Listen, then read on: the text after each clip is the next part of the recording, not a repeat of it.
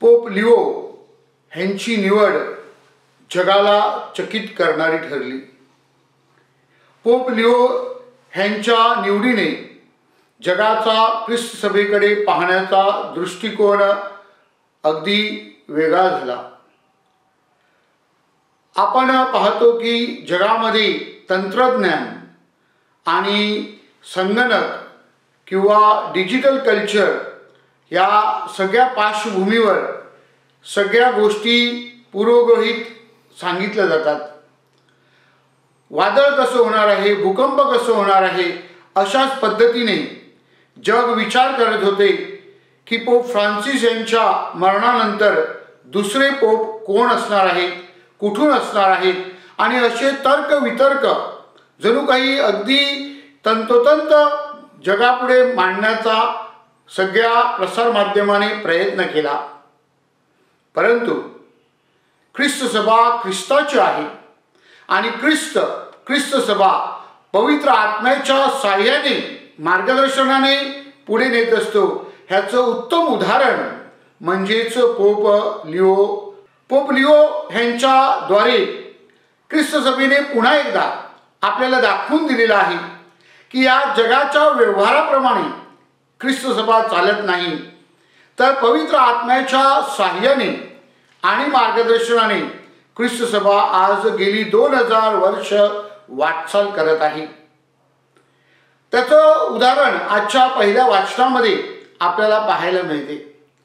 पहिल्या वाचनामध्ये प्रेषितांची कृत्ये या पत्रकामध्ये आपल्याला पाहायला मिळते की अध्याय 15 मध्ये संत पौल आणि बर्नबास आणि प्रेषित ह्यांच्यामध्ये चर्चा सुरू होती आणि त्यासाठी त्यांनी येरुशलेमची पहिली परिषद भरवण्यात आली। आणि या पहिल्या परिषदेमध्ये जेव्हा वितंडवाद आला, ख्रिस्त सभेने कशा प्रकारे मार्गक्रमण केलं पाहिजे यावर चिंतन करण्यात आलं, तेव्हा प्रेषित हे एका बाजूला असताना आणि परंपरा आणि यहुदी संस्कृती याची जतन करण्याचा विचार करीत असताना त्यांनी पौल आणि बर्नबास ह्यांचे जे विचार होते, पुरोगामी विचार होते, त्याचा स्वीकार करून त्याची सांगड घालून पवित्र आत्म्याच्या साह्याने त्यांनी निर्णय घेतला आणि आजगत ख्रिस्त सभेमध्ये तो निर्णय आपण पाळत आलो आहोत। अशा प्रकारे पवित्र आत्म्याच्या साह्याने अगदी प्रारंभापासून ख्रिस्त सभा कार्यरत आहे।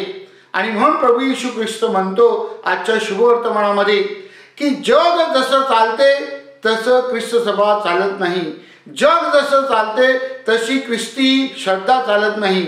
आणि म्हणून ख्रिस्ती श्रद्धेचं जे वैशिष्ट्य आहे ते म्हणजे पवित्र आत्म्याच्या मार्गदर्शनाने आणि पवित्र आत्म्याच्या साह्याने परमेश्वराच्या इच्छेप्रमाणे जीवन जगणे, आणि त्यासाठी आज आपल्याला आमंत्रित करण्यात आलं आहे। प्रभू म्हणतो मी जी शांती तुम्हाला देतो ती जग देणार नाही।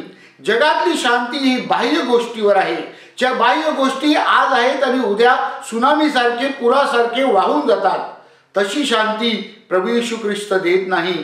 तर प्रभू येशू ख्रिस्तामध्ये परमेश्वरामध्ये आपल्याला खऱ्या शांतीचा, आंतरिक शांतीचा, चिरकाल टिकणाऱ्या शांतीचा, सार्वकालिक जीवनाचा अनुभव आपल्याला देत आहे।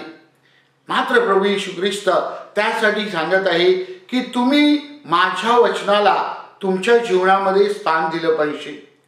अगदी बायबलमध्ये उत्पत्तीमध्ये आपण पहिल्या अध्यायामध्ये पाहतो की परमेश्वराला आपल्या लोकांबरोबर वास करायचा आहे, निवास करायचा आहे। आणि जेव्हा परमेश्वर आदाम आणि एवेबरोबर निवास करत होता तेव्हा तिथे सगळं कसं पवित्र, सुंदर आणि मंगल होतं।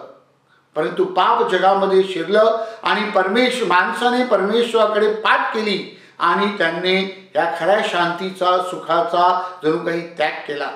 तरी सुद्धा परमेश्वर वारंवार इस्रायल लोकांबरोबर करार करून त्यांच्याशी संपर्क साधण्याचा प्रयत्न करत होता। अरण्यामध्ये तो त्यांच्या बरोबर आहे असा अनुभव मोशे करवी त्याने देण्याचा प्रयत्न केला। संदेशकांनी ह्याच परमेश्वराचा अनुभव घेतला आणि त्यांनी आपलं जीवन तशा प्रकारे घडवलं। माझ्या प्रिय बंधू भगिनींनो, काळाची पूर्णता होताच परमेश्वराने आपला पुत्र ह्या जगामध्ये पाठवला आपल्याला त्याचा अनुभव देण्यासाठी। तो आपल्या बरोबर आहे इमॅन्युअल म्हणजेच ख्रिस्तामध्ये जीवन जगण्यासाठी त्यांनी आपल्याला पाचारण केलं. माझ्या प्रिय बंधू भगिनींनो, तोच प्रभू येशू ख्रिस्त आपल्याला सांगत आहे की मी आता तुम्हाला कैवारी देणार आहे. कैवारी म्हणजे जो आपल्या बरोबर आहे. ग्रीक भाषेमध्ये त्याला पॅराक्लिट म्हणतात. पॅराक्लिट म्हणजे आपल्या संगती, आपल्या सोबत असणारा असा परमेश्वर त्यांनी आपल्याला दिलेला आहे.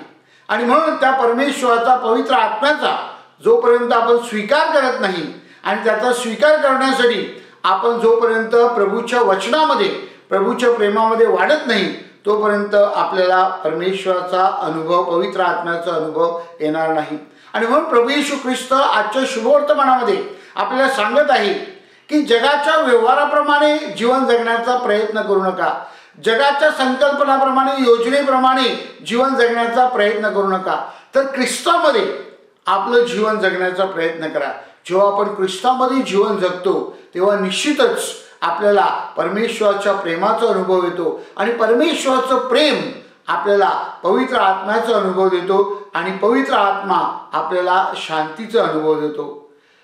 चिरकाल टिकणारी शांती, परमेश्वराचा अनुभव, ह्यासाठी परमेश्वराच्या वचनामध्ये त्याच्या इच्छेप्रमाणे जीवन जगण्याचा आपण प्रयत्न केला पाहिजे. दैनंदिन जीवनामध्ये आपण जेव्हा परमेश्वराच्या इच्छेला प्राधान्य देतो, परमेश्वराच्या वचनाला आपल्या जीवनामध्ये वाढण्यासाठी संधी देतो आणि परमेश्वरावरील आपली प्रीती ही दृढ करतो, तेव्हा निश्चितच आपल्या जीवनामध्ये परमेश्वर असल्याचा अनुभव आपल्याला येईल आणि त्याद्वारे दुसऱ्यांचं जीवन फुलविण्यासाठी, भरविण्यासाठी आपल्याला मदत होईल. ख्रिस्त सभा गेली 2000 वर्ष ह्याच पवित्र आत्म्याच्या मार्गदर्शनाने, पवित्र आत्म्याच्या साह्याने आणि पवित्र आत्म्याला बरोबर घेऊन आपलं जीवन जगत आहे. तशाच प्रकारे आपण सर्वांनी आपल्या वैयक्तिक जीवनामध्ये, आपल्या कौटुंबिक जीवनामध्ये पवित्र आत्म्याला प्रथम स्थान द्यावं, त्याच्या सोबती आपण जीवन जगावं आणि खऱ्या शांतीचा अनुभव घ्यावा, म्हणून प्रभूकडे विशेष प्रार्थना करूया.